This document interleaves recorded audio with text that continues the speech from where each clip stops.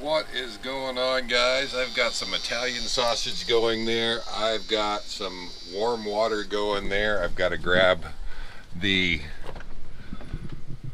yeast out of the fridge because we're doing pizza tonight. It's the last Thursday that I have with Tom and Lori. We've been hanging out here for quite some time now, 4 days, and it's our last Thursday. That's our Italian night, and it's time for some pizza.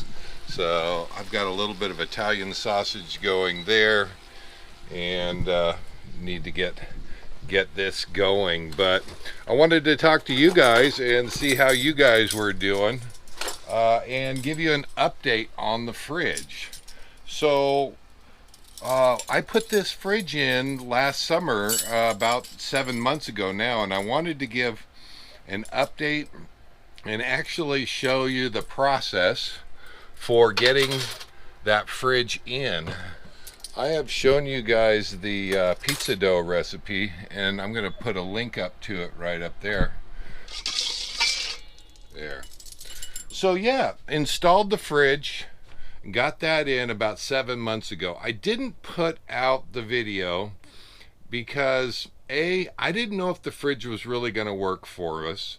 I really didn't know how it was going to work for boondocking. So what we're going to do, I'm going to show you the process for getting that in and this fridge in. I'm going to tell you the good and bad about boondocking with a fridge. I'm going to go ahead and run that video so that you guys can see the install on this. We'll try to make it as quick as possible. I don't want people thinking this is a step-by-step instruction, so there's going to be a little bit of the ideas and thoughts I had about getting the fridge in, and hopefully that will help somebody out there. But if you need specifics on how to put in a residential fridge, how to open up your cabinetry, and boy, I'll tell you what, you probably should not do that project because it's not for the faint of heart. You really have to know what you're doing. And here you go with the video. I'm going to keep cooking here.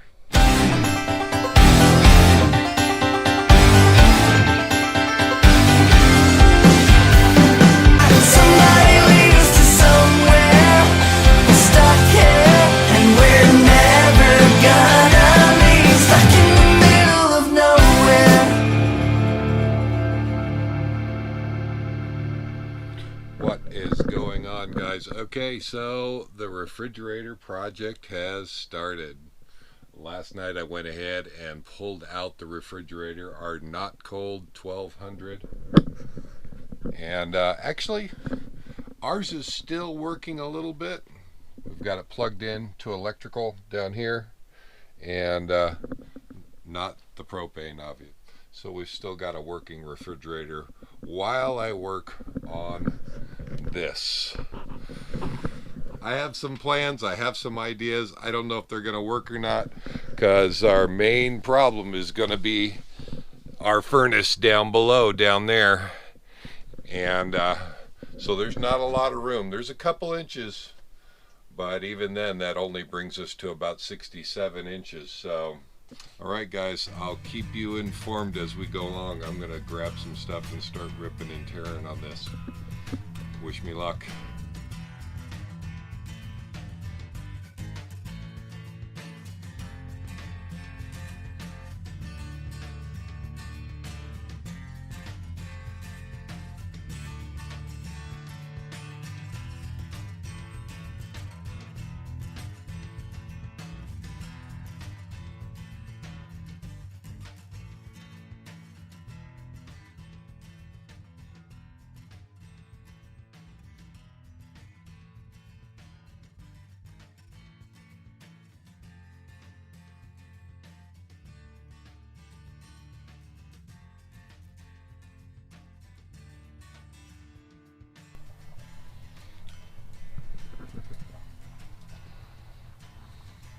So we've got most of the tear out done, and I'm going to leave this wall right now.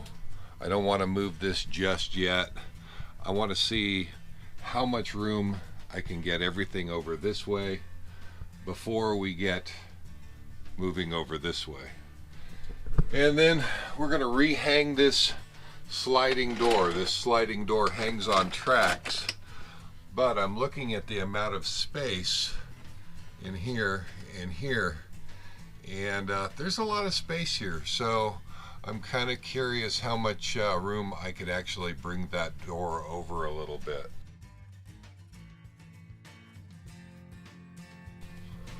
Okay, so just as I suspected, let me show you, this is what we're going to do to tighten these things up, and it's going to come down to a matter of 1/4 of an inch here, 1/4 of an inch there. In this case, it's actually going to be about 1/2 inch, a little less. We need about I would say 1/8 of an inch clearance on each side of this door, and right now there's about 1/2 inch that we can tighten this up, or 3/8 of an inch, and still leave us 1/8 of an inch clearance. I'm going to see if I can't take that door down, get that track out, and get this thing narrowed up a little bit.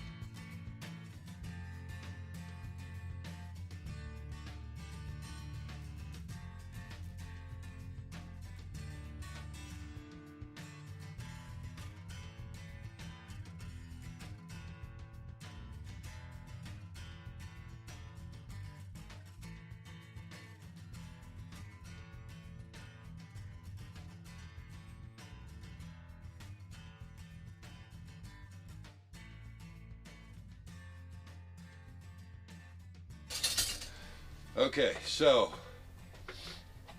there's a couple things that I don't want to change. We pulled the wall out over here. Hopefully you guys can see that. And I can't change the depth. I want to keep that the same because I want to keep this space for this hall as big as possible to be able to get the washer and dryer out of the back if I ever need to replace that. So I have to keep these things in mind. I don't think there's going to be any problem making it as wide.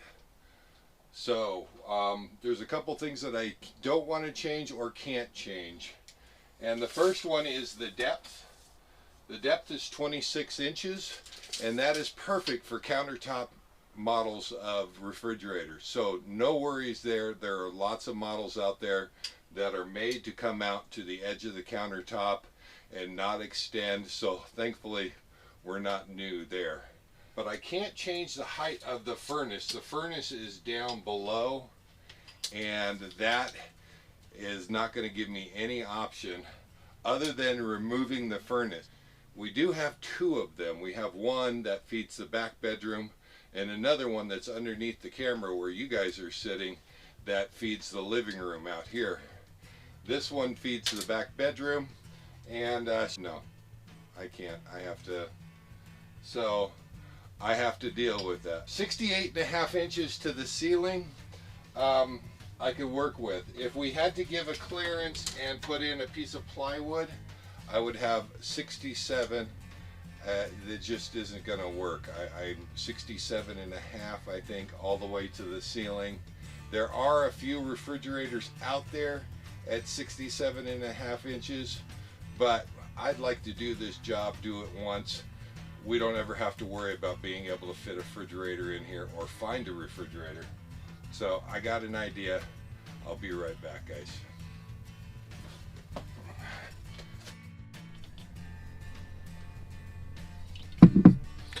So you guys know I love boondocking, and that's primarily what we do. And what I was really worried about on that fridge was putting that time and expense in and not really knowing if that's going to fit for boondocking, if that's going to work for boondocking, because hey, it's a big risk. And when you look for videos online and you try to see, you know, what other people's experiences are, you don't hear a lot of boondockers out there. You hear about some, but most of them don't talk about how many days they do. We do at least a couple hundred days per year boondocking, and that's a lot of boondocking. And if this fridge isn't going to work, we're going to know it pretty darn quick. So that's kind of why I didn't want to do a video right away. I wanted to make sure that I was putting out the best information that I had to give to you, because I really didn't want people running off and doing this, and then 6 months later I go, wow, I really hate this, and I'm going to go ahead and put the Norcold back in. So I waited for 6 months so that I could give you an honest to goodness my feel on this. It has been just fine for boondocking. It does use a little more power. Now, we were averaging right around 2 hours per day running the generator with 400 watts of solar. I did, because of the refrigerator, I did add on a couple hundred more watts, so we're up to 600 watts of solar now. And it's still using a little bit more, but there's a reason for that, and we'll get to that a little bit later here. But this next part of the install, I had to actually weld together a frame that I could put the refrigerator on over the furnace, because not because the refrigerator was too heavy, but because I needed to lower it down. And my feeling was on that clearance that furnace needs was from combustible materials. I was going to build the tray, a metal tray that I could slide a piece of hardy backer or cement board in and put the refrigerator on top of that. The cement board isn't combustible, so I can set that right down on the top of the furnace and it'll be okay. I'll show you that while I work on this dough a little bit more, because I've got some kneading to do. See you in a minute, guys.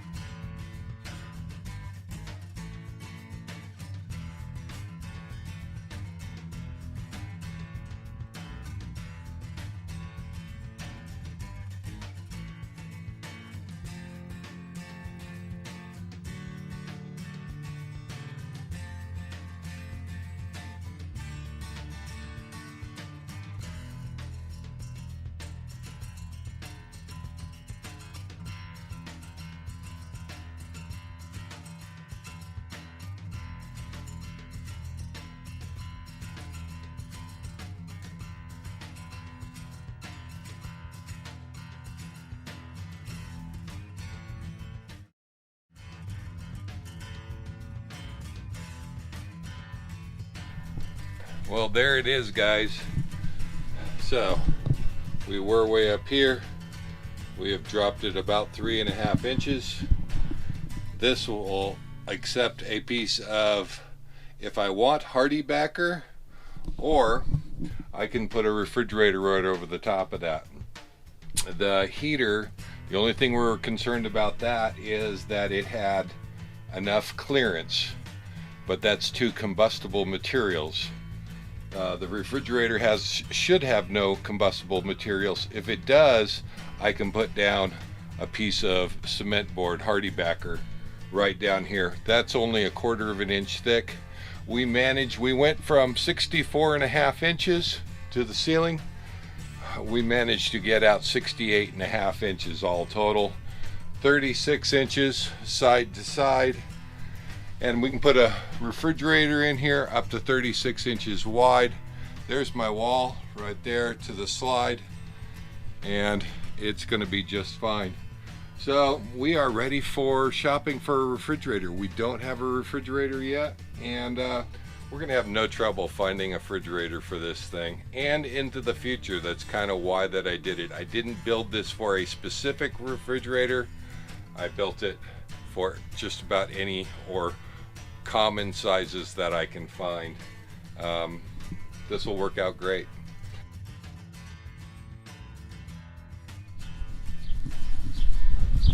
All right, guys, it is here. We've got the refrigerator out here, but small problem. Thankfully, I have my son here.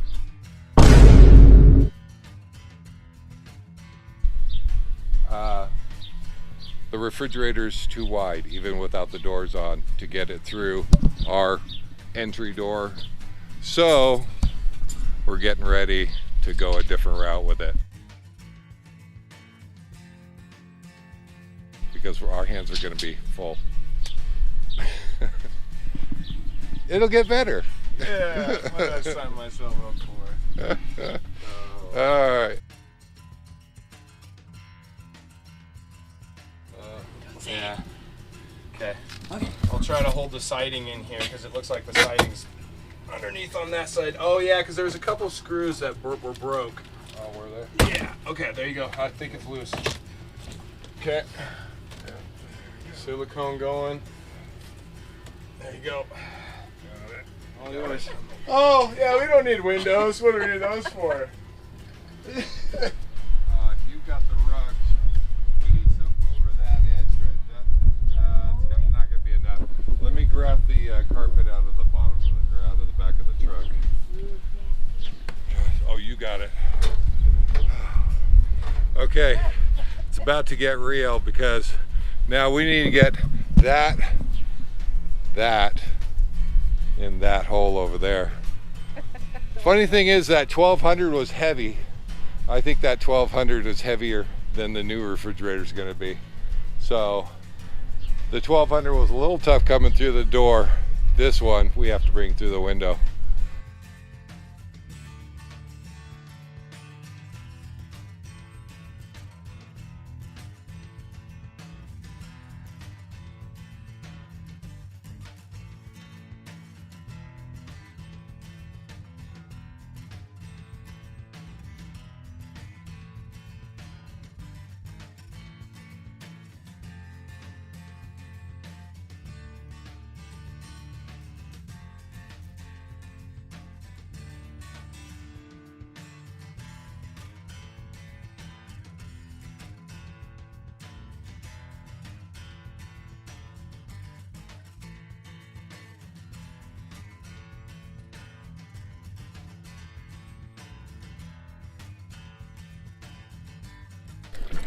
So it is happy hour.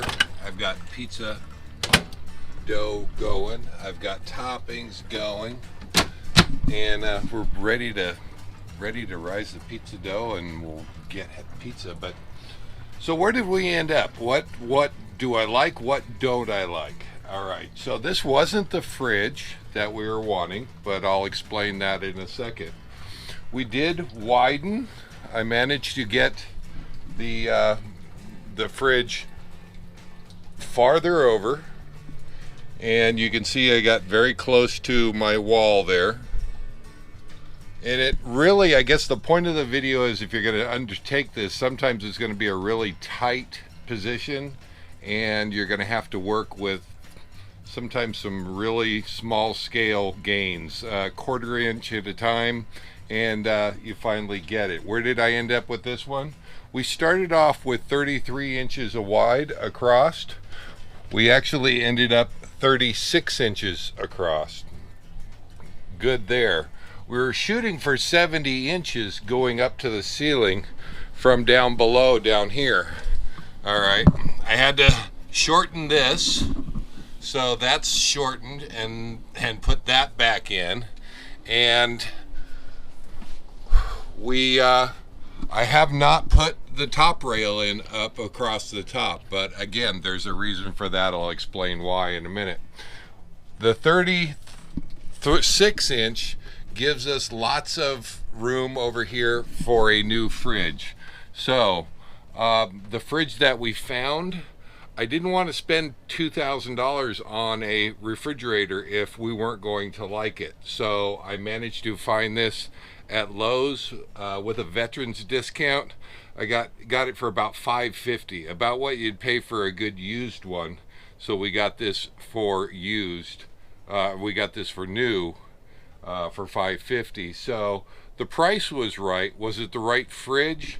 Well, what you need for a situation like this is a countertop or a counter depth fridge, and it would have actually been even with the face frame out here on the wall. But I knew that it was only going to stick out about 1.5 inches. It actually came out to be closer to 3 inches. Is that livable? Yeah, it actually is. There used to be long handles right here. I took those off and I added some small drawer pulls right here, stainless steel, and those work really well. We got our ice in the door, which works fantastic. We've got water in the door right here. So really loving the fridge. And how does it do for boondocking? Because that's what people don't put out on the videos. It does great, okay, there, with some exception. The regular power that the fridge draws is not very much, but this is a frost-free freezer, all right, and with the frost-free, there is a small heater in the back that heats up and dries the air out so you don't get frost. When that heater kicks on, it actually will turn the generator on. It actually draws a lot of power to run that little heater. I'm still looking into whether I can put a switch on that heater so that for boondocking I can switch that off. I'll lose my defrost cycle, but I gain the boondock, the battery power that it takes to run that little heater in the back of the fridge. It's not all the time, it just does it. It's on a timer, and it does it a few times out of the day, and whenever it does that, it kicks the generator on. When it does that, the generator, I have set the automatic generator start set for 30 minutes. I figure I'm getting at least an hour extra of generator time out of the generator. In fact, it just kicked on right now. So, and yeah, the generator just kicked on while I was sitting here talking to you. So, overall, with the 200 watts of added solar up top, this has worked fantastic. The ice maker works excellent. People have asked me, do I turn off the inverter at night? Do I turn off the fridge at night? I do. About 10 o'clock when it's time for bed, I shut off the inverter. The fridge sits all night without running, and in the morning when I get up to make my coffee, I turn the inverter on, the fridge comes back on, and everything is still frozen, everything is still cold. Have not had any issues with that so far. So if there is an appliance guy out there though, I'd really like to talk to you, because I'd like to know if I can put a switch on that little heater, and if I do, that'll save me at least half an hour or an hour of runtime per day with the generator. It is happy hour and I am running late.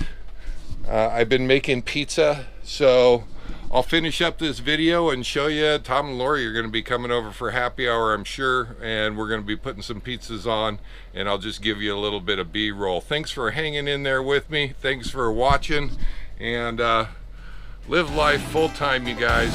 We'll see you next time. Take care, guys. Bye-bye.